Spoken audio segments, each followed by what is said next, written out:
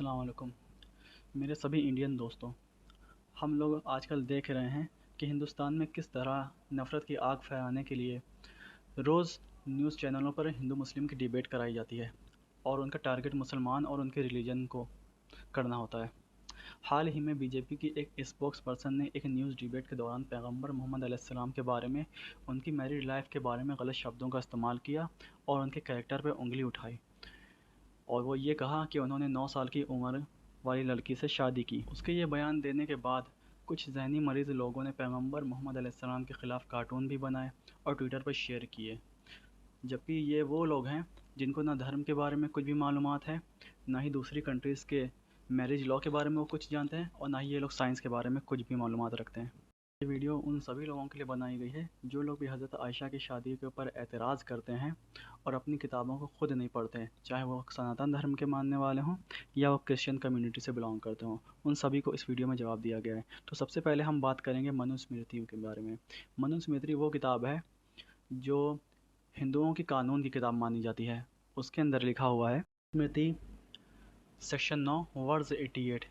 इसमें साफ बताया जा रहा है कि लड़की की शादी करा देनी चाहिए, चाहे वो पुबर्टी की एज को पहुंची भी ना हो। यानी 6 साल की, 5 साल की हो तो भी उसकी शादी कराई जा सकती है। इसके अंदर डायरेक्ट ये बात कही जा रही है। ये जो मैंने दूसरी इमेज सेंड की है, सेक्शन 9 वर्ज 94, इसमें कहा जा रहा है कि एक 30 साल के आदमी की शादी 12 साल की लड़की से करा देनी चाहिए। जबकि नीचे इसकी कमेंट्री में इन्होंने बताया कि इसका मतलब सिर्फ ये नहीं है कि 30 साल के लड़के की 12 साल से ही करानी चाहिए। इसका मतलब ये है कि काफ़ी ज़्यादा छोटी होनी चाहिए। ये कमेंट्री में ये बताना चाहते हैं। कितनी छोटी होनी चाहिए उसको भी उन्होंने बताया हुआ है। विष्णु पुराण सेक्शन 3 चैप्टर 10 के अंदर इन्होंने बताया है कि अगर कोई इंसान शादी करे तो अपनी एज से 1/3 की लड़की से वो शादी करे। यानी अगर वो 40 साल का है तो तकरीबन 13 साल की लड़की से शादी करेगा, और अगर 20 साल का है तो 6 से 7 साल की लड़की से वो शादी करेगा। अब बात करते हैं पार्वती जी के बारे में कि उनकी शिव जी से शादी किस एज में हुई थी। तो मैंने आपके सामने स्कंद पुराण बुक 1 सेक्शन 1 और चैप्टर 23 का पेज दिखा दिया है। उसमें लिखा हुआ है कि वो 8 साल की पहुंच गई थी उम्र को। तो 21 चैप्टर के अंदर ये साफ लिखा हुआ था कि वो 8 साल की उम्र को पहुंच गई थी। फिर 23 चैप्टर में आता है कि जब उन्होंने हाथ मांगने के लिए लोगों को भेजा उनके पिताजी के पास, पार्वती के, तो वो आकर उनकी गोद में बैठी और उन्होंने बताया ये मेरी बेटी है। और इसी पेज की कमेंट्री में गणेश वासुदेव टैगोर ने लिखा हुआ है कि ये चाइल्ड मैरिज का सबूत है। जो लड़की अपने पिता की गोद में उस टाइम पे बैठी होगी वो कितनी ज़्यादा छोटी होगी। अब हम बात करने जा रहे हैं रुक्मणी जी की, जिन्होंने श्री कृष्ण से शादी की थी।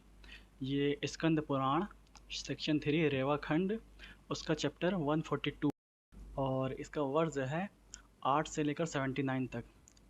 उसमें लिखा हुआ है कि जब वो 8 साल की रुक्मणी हो गई तब उनके पिता ने सोचा कि अपनी बेटी का हाथ किसके हाथ में दूँ, और ये वर्ज चलता रहता है यहाँ तक कि 79 पे लिखा हुआ है कि उनकी शादी हो जाती है।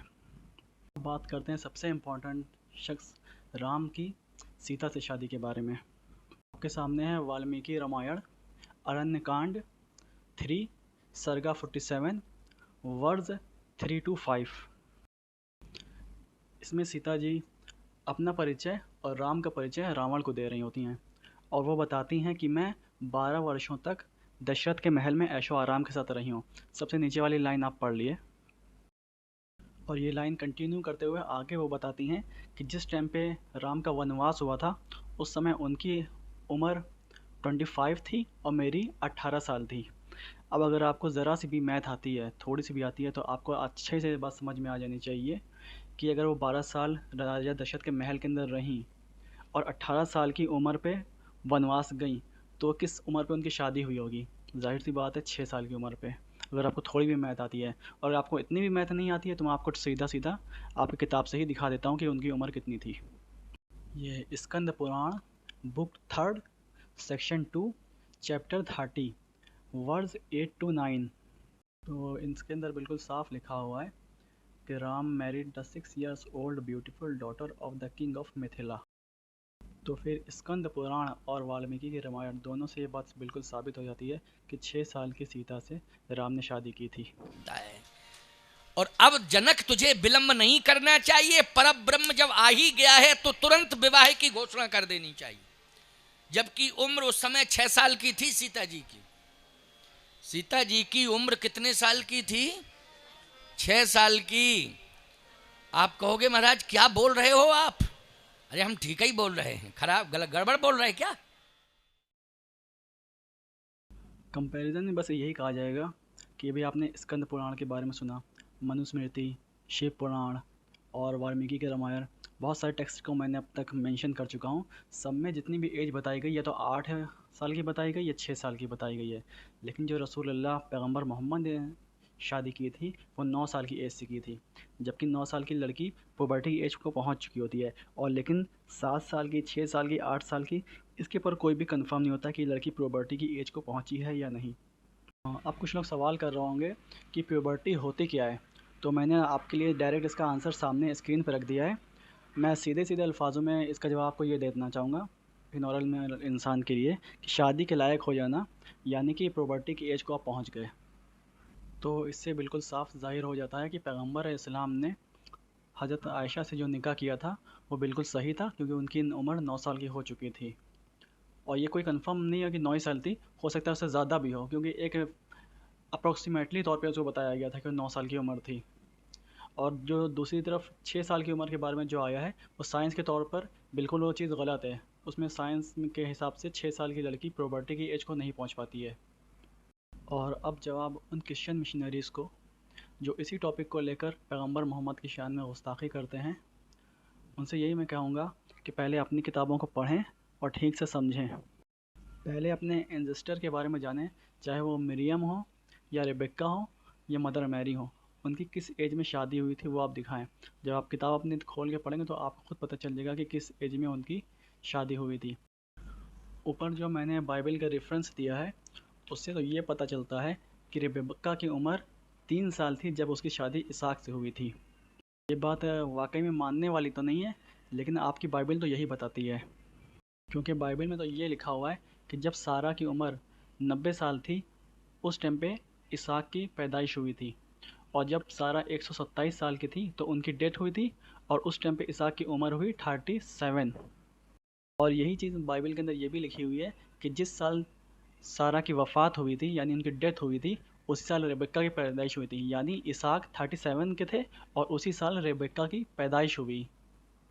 और इसी तरह जब आगे बढ़ते जाएंगे तो बाइबल में आता है कि जब 40 साल के इसहाक थे तब उनकी शादी रेबेक्का से हुई।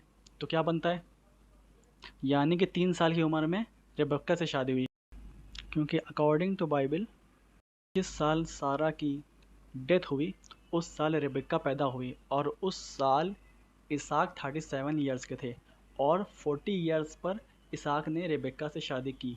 तो उससे बिल्कुल साफ ये बात ज़ाहिर हो जाती है कि बाइबल के हिसाब से रेबेक्का की उम्र 3 साल थी जब उसने इसहाक से शादी की।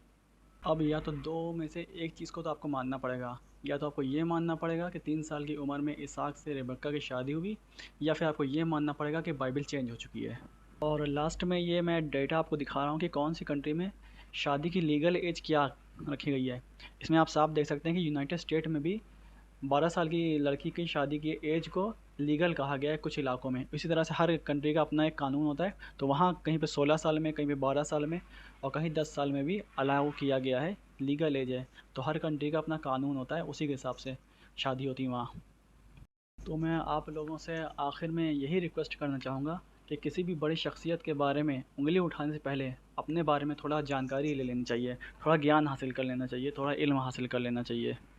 और आखिर में मेरा सभी दोस्तों से गुजारिश है कि इस वीडियो को अपने सारे गैर मुस्लिम भाइयों के साथ शेयर करें और उनको बताएं जो भी रसूलुल्लाह के बारे में अपने जहनों में गलत फहमियाँ पाले हुए हों, उनकी इस वीडियो के ज़रिए से गलत फहमी को दूर करें और आप ख़ुद भी नॉलेज हासिल करें।